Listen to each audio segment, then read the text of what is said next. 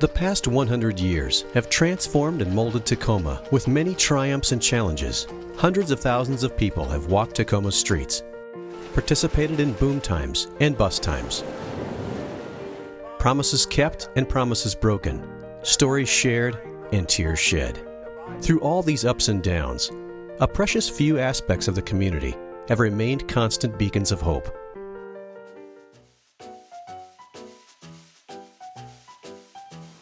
Around the turn of the century, the lure of lumber and maritime jobs made Tacoma a magnet for transient men. Unfortunately, many of these jobs never materialized, and in 1911, world-renowned evangelist Gypsy Smith recognized the city's plight. He had just concluded a Tacoma-wide campaign. Before leaving, he challenged a group of business and spiritual leaders to start a mission. In answer to that call, a small group of compassionate Tacomans from many of the area's prominent churches raised funds, recruited volunteers, and rented a hall on 14th Street between A Street and Pacific Avenue to serve food and offer shelter to these men. The mission officially opened its doors on March 11, 1912, under the name the Tacoma Commons Mission. Upon hearing this news, Gypsy Smith wrote a letter saying, "I'm always glad to have news from Tacoma, but none has cheered me more than the last, telling me of my blessed child, that mission which keeps the fire burning in your city." From the very beginning, the focus of the rescue mission has been on touching the lives of individuals. Like this man, interviewed by a Tacoma Times reporter outside the mission in 1913. What is life like? Lived on the streets?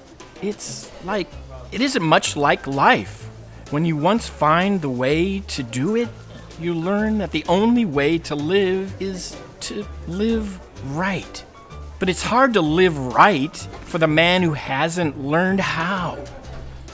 In 1914, another mission client was recorded as saying, "Take the advice of a dry-town habitual drunkard who's been in jail in every large city the country over. 20 years ago, I was driven from home by drink. From that day to this, I've never seen anyone belonging to me, all because of my sin. At this little mission, I was cured." In 1915, the Tacoma Commons changed its name to the City Rescue Mission and became officially incorporated.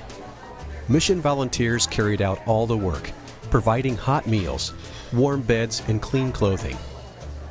10 years later, in 1925, the mission began the first of many expansions by adding a jail chaplaincy program at the Pierce County Jail, providing counseling and religious services for inmates and their families. Early on, the mission began a tradition of identifying and responding to needs. As a result, it soon filled the role of employment bureau and began organizing hospital visits and starting nightly church services. When the Great Depression hit the Northwest, the needs intensified, and the rented building used by the mission could no longer meet those needs. So, in 1939, the mission changed its name to the Tacoma Rescue Mission and purchased its first building at 1512 Pacific Avenue. All during World War II, the trustees carried out a forward-looking remodeling program on this building. Mission Superintendent Shaughnessy said, "We're planning this post-war expansion program to meet the inevitable need of those who become tomorrow's unfortunates in the backwash of war." Shaughnessy was proven right.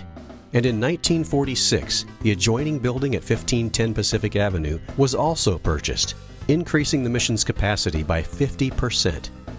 While it was rescuing the lives of needy men, the mission was also changing the lives of those who worked there. Mr. and Mrs. J.H. Hyde volunteered at the mission for 9 years.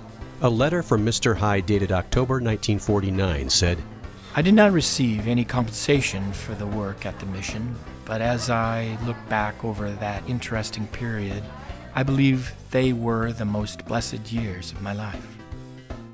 The 60s saw continued expansion of the mission's reach. A doctor's donation of a residence and clinic allowed for the opening of Hope Home, which put a roof over the head of mentally or emotionally disturbed women. And by the end of the decade, the New Life Clinic, today's New Life program, opened, a counseling service offering alcoholics a chance for recovery. More growth and more changed lives occurred in the 1970s. The men's mission added counseling programs for homeless and chemically dependent men, along with a free medical and dental clinic operated by volunteer doctors and nurses. The Emergency Family Shelter opened in 1971, and for the first time, emergency housing was available in Tacoma for single women and parents with children. Demand for family housing continued to grow, and the mission bought an apartment house for families in distress. The community continued to notice the good work. In 1979, a News Tribune reporter spent Thanksgiving at the mission and wrote, "It was not a line of misfits, drunks, and winos. It was mostly men in hibernation, holding up for the winter until their jobs open up again next spring." The article quoted Joe, a 39-year-old mission client. A man shouldn't have to live like this. There's no work out there now. A low-paid laborer is nothing to live on after the job runs out. A man shouldn't be degraded because he can work only with his hands. In 1982, the mission's New Life Drug and Alcohol Rehabilitation Program was formalized, and the mission continued to build programs and facilities to help lift people to self-sufficiency.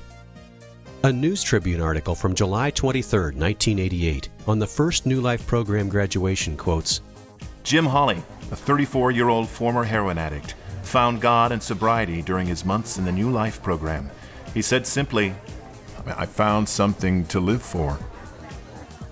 In 1988, a youth department was added, as well as The Inn, which provided advocacy for street youth and a place for them to retreat from street life.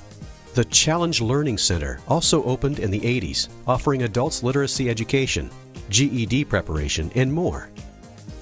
These efforts caught the attention of the national magazine The Saturday Evening Post, which wrote, "The Tacoma Rescue Mission does outstanding work in helping people help themselves."